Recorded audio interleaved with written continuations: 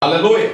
Amém. Aleluia! Amém. Graças a Deus, eu não vi sozinho, eu estou cá com o irmão Moisés. Vamos para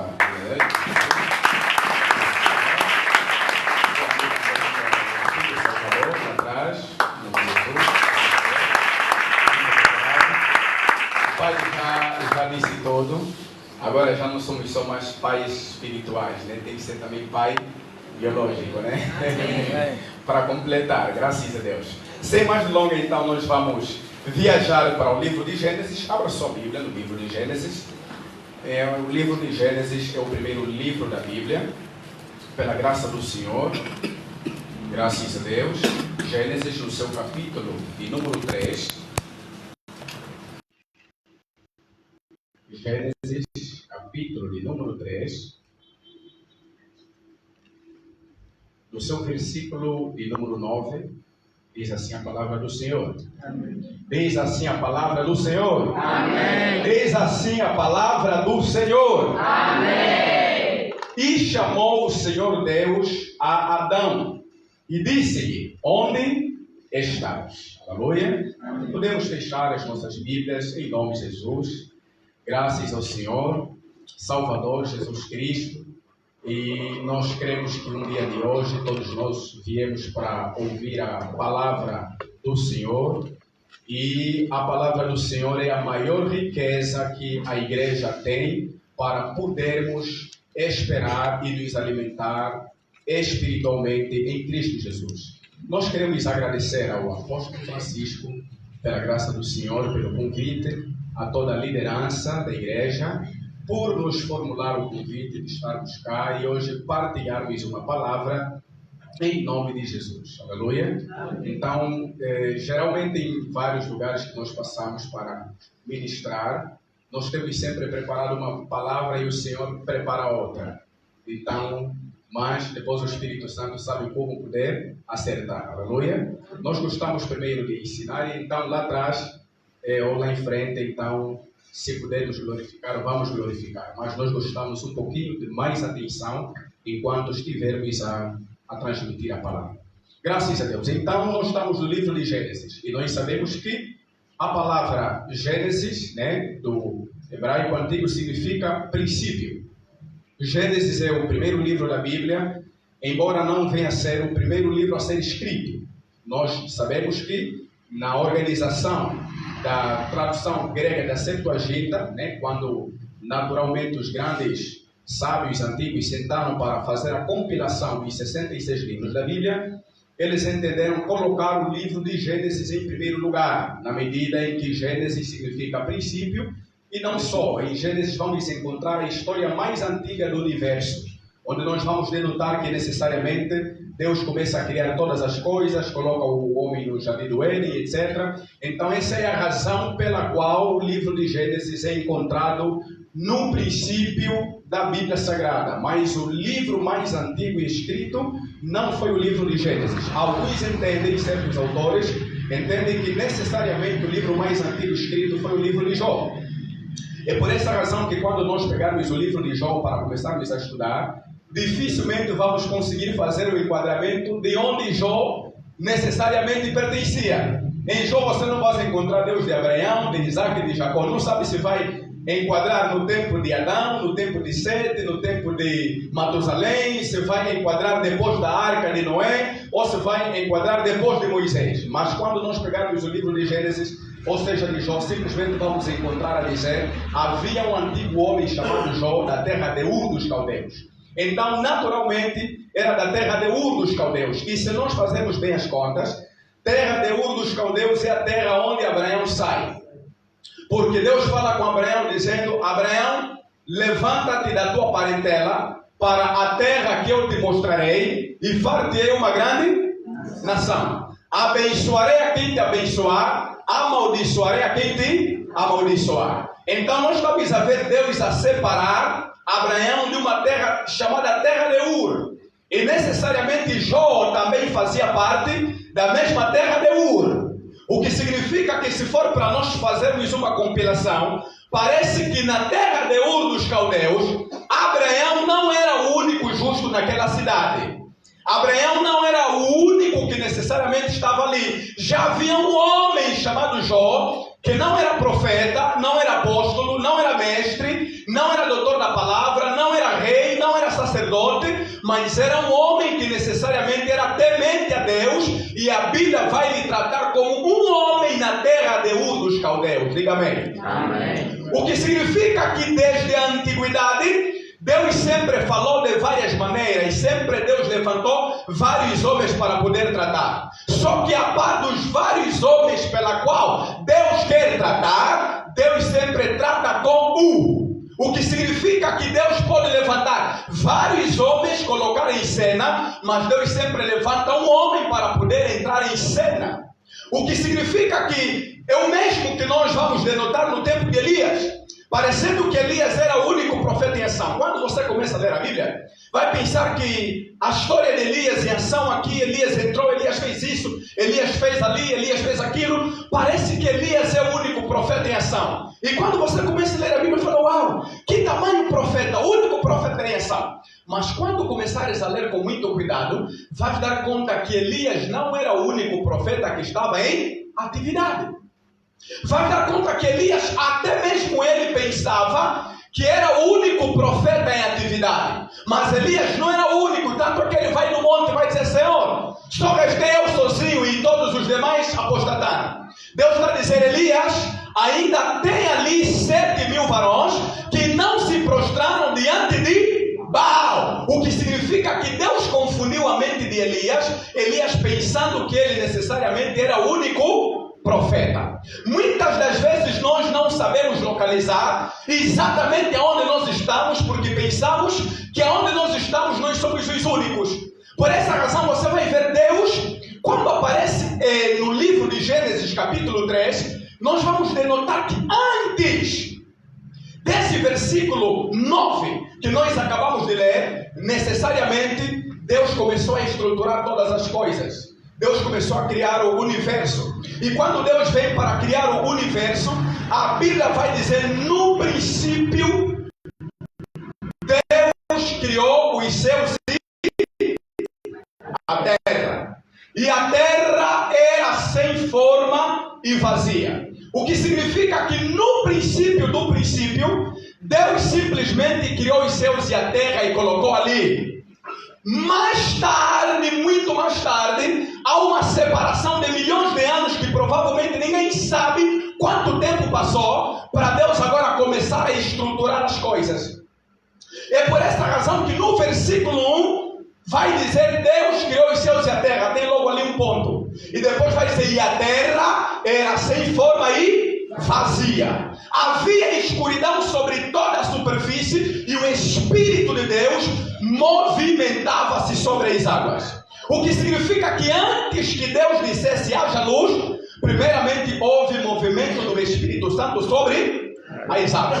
Deus não poderia dizer haja luz sem que a condição do Espírito movimentasse sobre as águas. E quando o Espírito movimenta sobre as águas, depois Deus declara haja luz. E a Bíblia vai dizer, e houve luz e foi o primeiro dia. Nós vamos denotar que todas as coisas que Deus foi criando, estava tudo de acordo à perfeição. E tudo quanto Ele criava, havia um esquema na Bíblia. Tudo quanto Deus criava, terminava dizendo era bom, era bom, era bom. Mas quando Deus cria o homem, a Bíblia vai dizer era muito bom. O que significa que Deus trouxe a essência do que Ele estava para poder criar. Deus traz o homem e coloca como centro de toda a atenção. E quando Deus coloca o homem no centro de toda a atenção, razão da criação do universo, nós vamos denotar que Deus vai dizer era muito bom. Quando Deus cria o homem, vai dizer Deus viu que era muito bom. O que nós vamos denotar, que essa alegria de Deus que foi durando muito tempo na criação, ela quebra logo no princípio. Aquela alegria, viu Deus era bom, viu Deus era bom, viu Deus era bom, quebrou logo no princípio quando o homem peca contra Deus. E pela primeira vez Deus vem no Éden e pergunta, Adão, aonde estás? O que significa que Deus, quando pergunta a Adão aonde estás, é porque todas as vezes Deus sabia onde Adão estava. Mas pela primeira vez, Deus encontra Adão num outro lugar diferente do lugar habitual, onde Deus necessariamente tem encontrado Adão.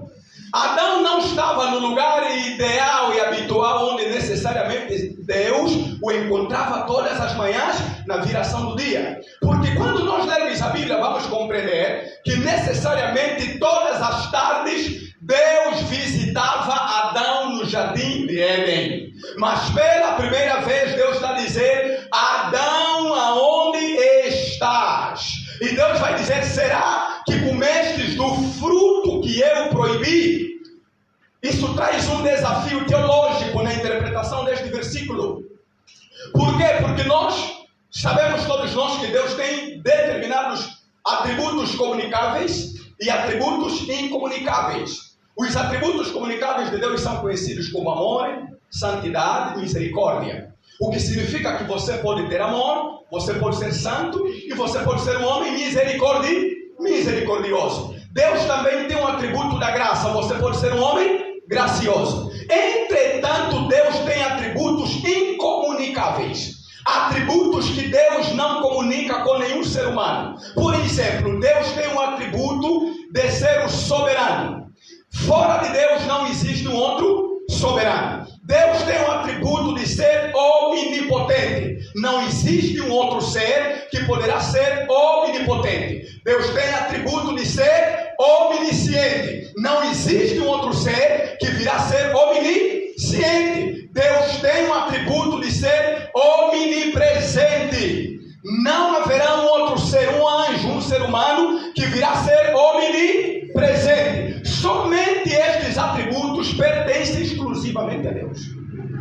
Nem Satanás, com toda a sua sabedoria, nem os arcanjos Miguel, Gabriel, nem os 4 anjos que estão diante do trono de Deus, nem os 7 espíritos, nem as 7 colunas de fogo, nem o arco-íris que está diante do trono de Deus. Nada tem os atributos incomunicáveis de Deus, além do próprio Deus. Mas agora pensa comigo, imagina, um ser omnipresente, ele está a perguntar: Adão, aonde estás? Ele é um ser omnipresente, Deus é um ser omnipresente. Como um ser omnipresente vai perguntar: aonde estás? E como um ser omnipresente vai dizer: será que comestes do fruto que eu proibi? Parece que ele não tinha certeza de que o fruto foi comido. Parece que ele não sabia onde realmente Adão esteve. Mas será que Deus não sabia mesmo onde Adão esteve? Claramente que Deus sabia aonde Adão esteve. Por quê? Porque Deus não estava necessariamente a tratar da localização de Adão no seu sentido geográfico. Geograficamente falando, Deus sabia que Adão estava dentro do jardim de Éden. Mas agora, do ponto de vista espiritual, Adão estava num lugar diferente do lugar onde Deus lhe deixou. Amém. Deus não estava a fazer localização geográfica. Não. Deus não estava com dúvida na posição onde necessariamente Adão esteve. Não. É que Adão desafastou de Deus. Adão fugiu da presença de Deus. E Adão cumpriu-se o versículo que diz: todos pecaram e destituídos estão da glória de Deus. Destituídos significa todos estão longe da face de Deus. E apesar de Adão estar longe da face de Deus, naturalmente Deus ainda assim sabia que espiritualmente Adão não estava em perfeita comunhão com Deus. Adão sabia que ele não tinha perfeita comunhão com Deus. O que é que aqui houve? Aqui houve quebra da aliança. Adão quebrou o pacto que ele teve com Deus. E para Deus demonstrar que aquela afetividade foi quebrada, para Deus demonstrar que aliança foi quebrada, naturalmente ele vai dizer: Adão, aonde estás? Deus usa uma linguagem que, do ponto de vista teológico, os teólogos chamam de linguagem antropomórfica. O que é linguagem antropomórfica? Linguagem antropomórfica é aquela linguagem pela qual Deus, sendo Deus, passa-se por homem para necessariamente fazer entender as coisas de homens aos homens. Aleluia! Porque se ele vir como Deus, na sua posição de Deus, ninguém vai lhe compreender e lhe entender. Então ele tem que usar linguagem antropomórfica. Eu já encontrei no campo de evangelização muitas pessoas que dizem: olha, eu não creio na Bíblia. Por que você não crê na Bíblia? Eu não creio na Bíblia porque a Bíblia se contradiz. Nunca tiveram a oportunidade de encontrar alguém que diz isso? Eu não creio na Bíblia porque a Bíblia se contradiz. Aí diz que Deus se arrependeu, aí diz que Deus não se arrependeu. Então Deus se arrepende ou não se arrepende? E aí muita gente entra em colapso bíblico quando encontrar um oponente na rua, no campo da evangelização, porque necessariamente não domina linguagem antropomórfica. Linguagem antropomórfica, Deus despe-se dos seus atributos, do seu ser, para vir a forma de homem para comunicar-se com os homens. Razão pela qual Deus vai dizer: Adão, aonde estás? Deus estava localizado onde necessariamente Adão esteve do ponto de vista espiritual. A palavra Adão vem do hebraico antigo tradicional, que significa Adamá. A palavra Adamá, primeiramente, vai ser traduzido como barro vermelho ou terra vermelha. Depois tem o seu sinônimo em ser traduzido como humanidade. Então, quando Deus estava a dizer: Adão, aonde estás? Deus não estava a tratar diretamente com Adão simplesmente, mas Deus estava a tratar necessariamente com a humanidade. Por essa razão vamos notar que quando Deus pergunta: Adão, aonde estás? Eva já estava criada, a mulher já estava no Éden. Mas Deus não está dizendo: Eva e Adão, vocês estão aonde? Deus está dizendo: Adão, aonde estás? O que significa que todas as vezes que Deus chamava Adão, Eva automaticamente acompanhava. Porque até você vai notar que Eva no jardim do Éden não tinha nome. Deus, ou seja, Adão deu nome a Eva muito mais tarde. Quando Eva deu à luz um filho, Adão disse: esta vai ser chamada Eva, porquanto será mãe das multidões. O que significa que todas as vezes que Deus dizia a Adão, Eva olhava atrás. Adão também olhava atrás.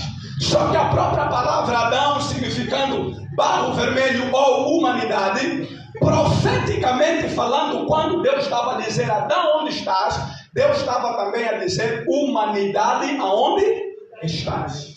Deus estava a prever o futuro de toda a humanidade, porque Deus necessariamente sabia que se Adão permanecer na santidade, toda a humanidade vai permanecer na santidade. E se Adão se desviar, toda a humanidade vai se desviar. Então, quando Deus dizia: Adão, onde estás? Ele está a perguntar: humanidade, aonde estás?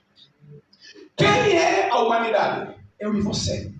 Todos os seres humanos, toda a terra, tudo quanto está debaixo da terra, debaixo do sol, necessariamente constitui a humanidade. E quando Deus vai perguntar: Adão, onde estás? Esta pergunta, ela circula até os dias de hoje.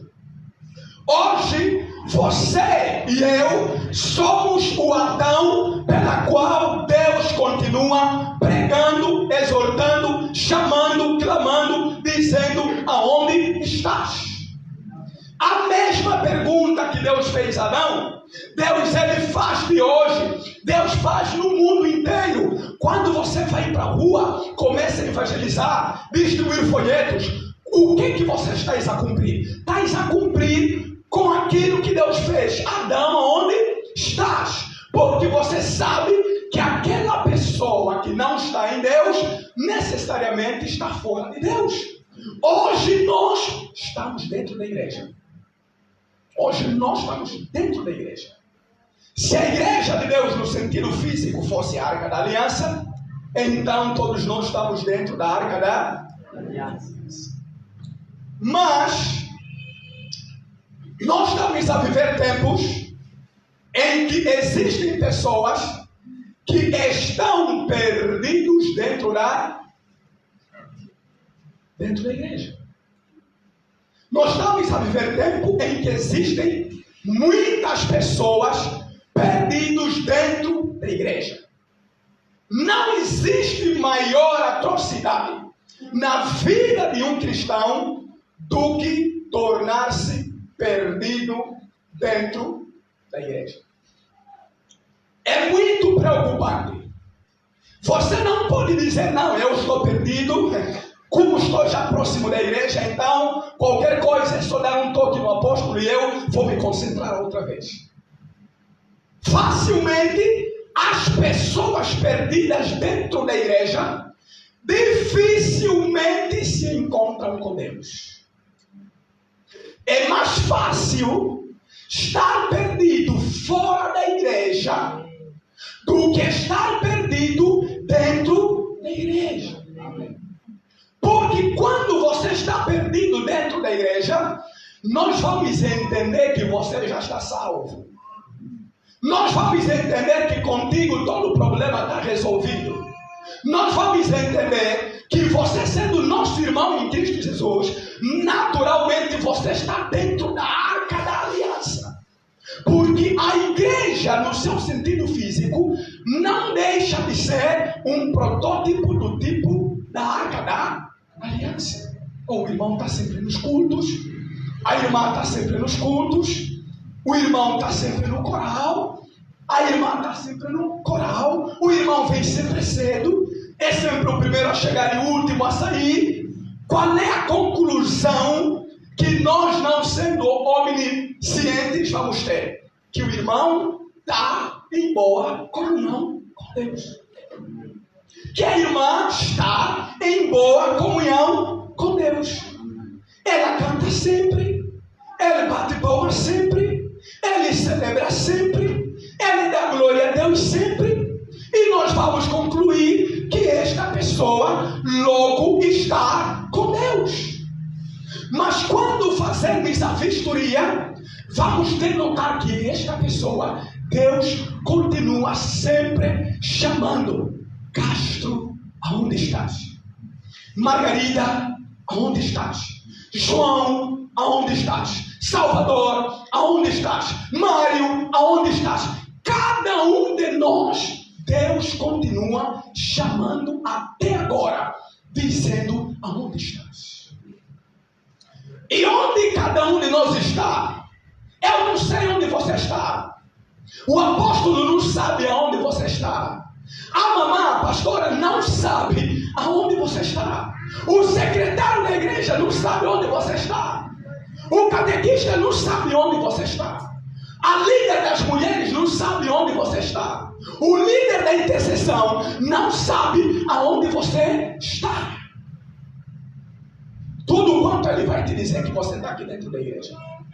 Mas a Bíblia diz assim: este povo louva-me com os seus lábios, porém o seu coração está longe de mim.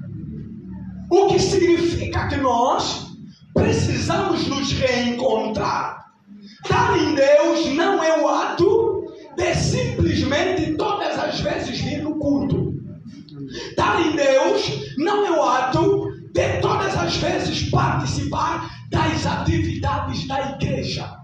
Lembram-se muito bem de que havia duas figuras que eram gêmeos. Quais são? Caim e Abel. Estes dois homens, um andava sempre na presença de Deus, Outro estava sempre distante da presença de Deus.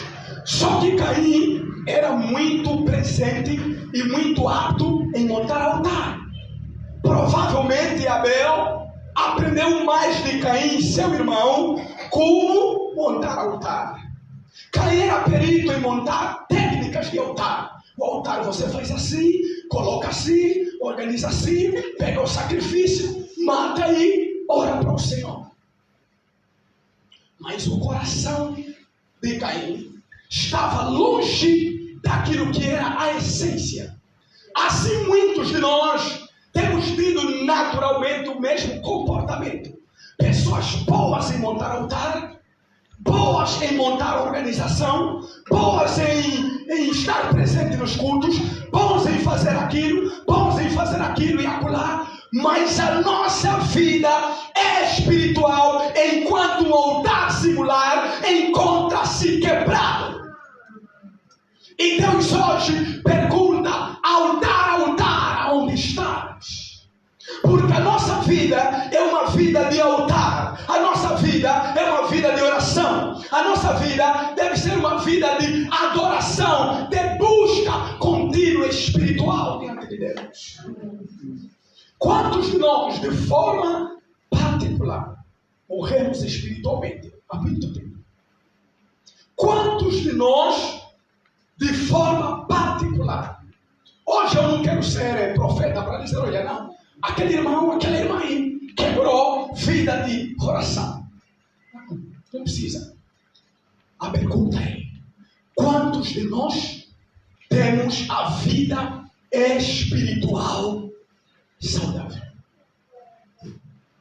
Se juntarmos todos os minutos que você ora durante a semana, quantas horas você ora por semana? Sabe isso por que muitas coisas não acontecem na nossa vida? Porque nós não temos vida de oração.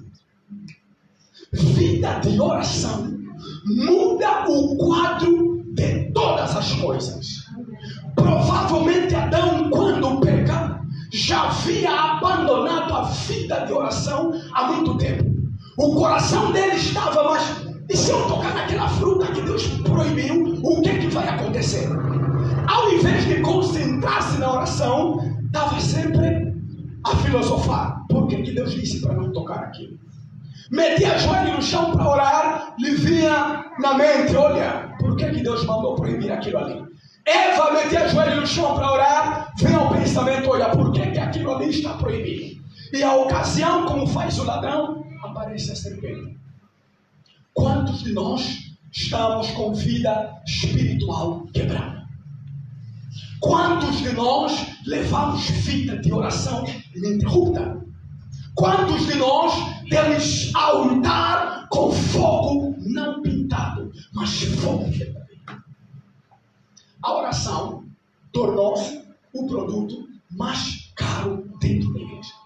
E a santidade tornou-se o produto mais caríssimo dentro da igreja. Hoje em dia, santidade dentro da igreja tornou-se o elemento mais caríssimo e mais raro dentro da comunidade da igreja de Deus. Estamos a falar de forma universal, todos os continentes, todos os lugares. Há uma crise espiritual muito grande. Há uma crise espiritual muito grande. As nossas igrejas, hoje em dia, cometeram um pecado, engravidar sem primeiramente casar, cair no adultério, cair na fornicação, tornou-se algo normal. Mas se nós voltarmos nos tempos bíblicos, no tempo dos apóstolos, não era assim. Você nunca se perguntou por que todas as pessoas podem cometer qualquer tipo de pecado? Ninguém vai dizer, olha, o irmão Mário caiu em pecado. Mas quando cometer adultério, vai-se dizer, o irmão fulano caiu. Parece que a expressão caiu só é aplicado quando se denota pecado de adultério. E eu tenho dito que essa visão que a igreja tem trago está completamente perdida. achamos que o irmão só caiu, só está fora de Deus, porque cometeu adultério. A irmã só está fora de Deus, porque leva uma vida de casado fora do casamento. O irmão só está fora de Deus, porque troca de relacionamento como se estivesse a trocar de sapatos. Achamos que a pessoa só caiu nesta direção. Não! Você caiu desde o momento em que você largou a vida de oração. Leonardo Reverhill dizia assim: todo homem que peca para de orar, e todo homem que ora para de pecar. Sabes o porquê que você continua a pecar? Porque você parou de orar há muito tempo. Quando você voltar à oração, quando você voltar a equilibrar o teu altar espiritual, quando você organizar a tua comunhão com Deus, arranjar tempo para orar diante de Deus, aí você vai parar de pecar. Parar de pecar não é você dizer, ok, agora hoje mesmo, a partir de hoje, eu paro de pecar. Não vais conseguir. Vais voltar a pecar outra vez. Vais pecar outra vez. Depois vais pecar outra vez. E depois você vai ficar desestruturado. É importante organizar a vida do teu altar particular. Começar a orar. Porque todo homem que acende o altar em oração, o próprio Deus vai se responsabilizar em arrancar o pecado dentro de você. Amém. Mas se você não edificar o altar, se você não começar a orar, se você não buscar, você vai ser sempre o perdido dentro da igreja. Todo o tempo Deus vai te perguntar aonde você está. Você vai dizer, Senhor, eu estou dentro da igreja. Deus vai dizer, não. Aonde você está? Senhor, eu estou no culto. Não. Estou a dizer aonde você está. Não, Senhor, eu estou no altar pregando. Não. Estou dizendo aonde você está. A pergunta vai sempre continuando. Onde você está? Por quê? Porque você está fora de Deus. Quando você vir para Deus, quando você se encontrar com Deus, quando você organizar o teu altar com Deus, a tua vida muda completamente. Amém. Nós agora estamos a viver períodos difíceis, períodos proféticos muito escandalosos. Entra nas redes sociais, você vai ver que a igreja perdeu o respeito. Muitos falsos profetas se levantaram. Muitos satanistas se levantaram. Muitos feiticeiros se levantando. E virou normal. Antigamente não era assim. Antigamente os falsos profetas não se apresentavam assim cara a cara. Não, eu sou falso profeta. Dá essa pataquada que o Pai Nosso tem feito. Acho que muita gente tem acompanhado, né? Um jovem chamado Pai Nosso. Ok? Sabem, né? Falso profeta. Feiticeiro autêntico. E ele declara-se assim abertamente. E tem outros que andam por ali. E nós ficamos de braços cruzados. Nós não temos coragem para confrontar estes falsos profetas. Nós não temos coragem para declarar estes homens como falsos profetas. Hoje nós, como também morremos espiritualmente, não há fogo para poder declarar estes homens como falsos profetas.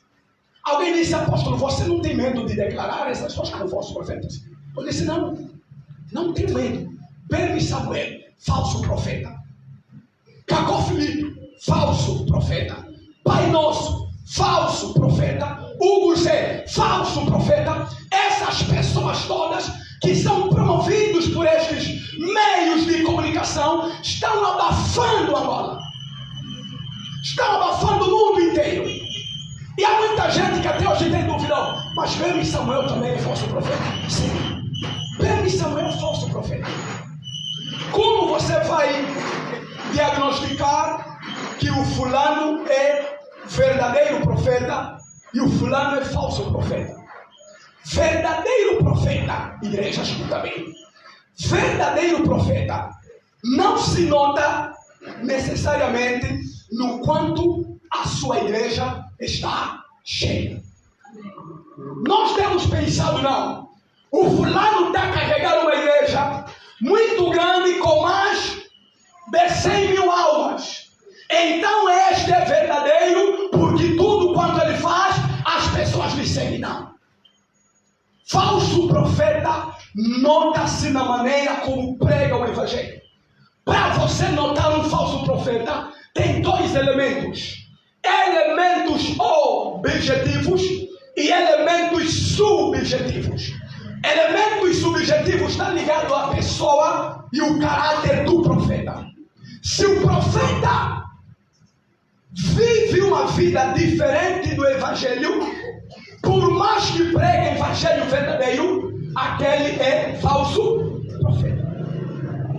Do ponto de vista subjetivo, pode pregar boa doutrina, pode pregar boa palavra, pode pregar bom evangelho duro, se não viver a palavra que prega de forma voluntária, tal profeta é falso. Tal profeta é falso. Depois vamos encontrar elementos objetivos. Os elementos objetivos estão ligados à doutrina que o profeta prega. Se a doutrina que o profeta estiver a pregar, que o mensageiro estiver a pregar, ferir princípios fundamentais das Sagradas Escrituras, tal profeta é falso. A doutrina é que torna a igreja verdadeira. E existem doutrinas. Eu posso ter uma divergência contigo em um determinado ponto. Eu posso crer que a salvação, Jesus virá antes do milênio ou depois do milênio. Não tem problema. Você pode ser pós-milenário e eu pré-milenário. É muito normal. Mas tem doutrinas muito fundamentais que, se a igreja não prega, não vive, naturalmente aquilo é cambada de falsos profetas. E hoje você vai notar que ao altar destas igrejas, dificilmente você vai encontrar evangelho que aperta a igreja na parede. É só pular de cima a baixo. É pular de cima a baixo. Celebração de cima a baixo. O pecador nunca fica consciente do seu pecado. Volta sempre em casa feliz. Oh, hoje o culto foi horrível. Hoje o culto foi poderoso. Hoje pulamos muito, transpiramos, foi bom, botamos, demos samba e etc. Pecador volta em casa pensando que é filho de Deus, quando na verdade está longe da presença de Deus. A igreja que não prega santidade, como essência pecado, pega todos os filhos do bem de Samuel, não vais encontrar ele a pregar arrependimento dentro da igreja. Não vais encontrar a pregar santidade dentro da igreja. Não vais encontrar a pregar uma vida pura, santa e casta diante da igreja. Sabes por quê? Porque a história de vida que ele tem, naturalmente não lhe dá acesso para falar destes atributos. Quando você não vive uma vida santa, pura e casta, todo mundo sabe o tipo de vida que você leva, como é que você vai repreender? Se você for pastor que está sempre adulterado dentro da igreja, como é que você vai meter sob disciplina pessoas que cometem os pecados que você comete? É aquilo que o apóstolo Paulo falou. Você que diz ser judeu, mestre de crianças, que te glorias na lei e dizes ser excelente. Tu que pregas que não se pode adulterar, adulteras. Tu que pregas que não se pode matar, matas. Tu que pregas que não cometereis sacrilégio, cometes sacrilégio. Versículo 24. Porque o nome de Deus é blasfemado entre os gentios por causa de vocês. Naturalmente, nós vamos encontrar dificuldades sérias na igreja em Angola. Dificuldades seríssimas em Angola. E estas dificuldades sérias, naturalmente, comprometem o verdadeiro evangelho dentro da igreja. O que é que nós precisamos fazer? Você como pregador, o que é que você precisa fazer? Hoje, nós estamos a correr com agências missionárias, né? E agora tem muitas agências missionárias. Quem não anda tem agência missionária, do apóstolo Denilson Agostinho, já realizaram o 11º Congresso, exatamente a Evangelho às Nações, com o tema alcançando uma alma de cada vez. Só que o diabo mudou as estratégias de amarrar os filhos de Deus. Enquanto nós estamos indo salvando lá distante, os perdidos estão aqui dentro. O que é que nós precisamos fazer? Não somente despertar fora, mas despertar os despertados. Há um momento em que nós precisamos despertar quem já está despertado. Porque muitas das vezes nós ficamos distraídos. 1 ano sem oração, 2 anos sem oração, 6 meses a vida de oração quebrada. Não está estruturada e tal, tudo mais, mas estamos a andar normalmente. Porque ninguém te chamou a atenção para dizer: onde é que você está? Como é que está a tua vida particular de oração? Como é que está a tua vida em comunhão e santidade com o Senhor? Você foi casar aquela mulher que você engravidou?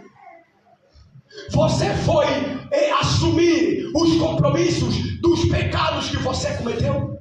Mas nós estamos sempre pulando de forma distraída. Então nós precisamos voltar à essência do Evangelho. Aleluia. Amém. Aleluia. Amém. Coloca-te em pé. Hoje você vai começar a orar.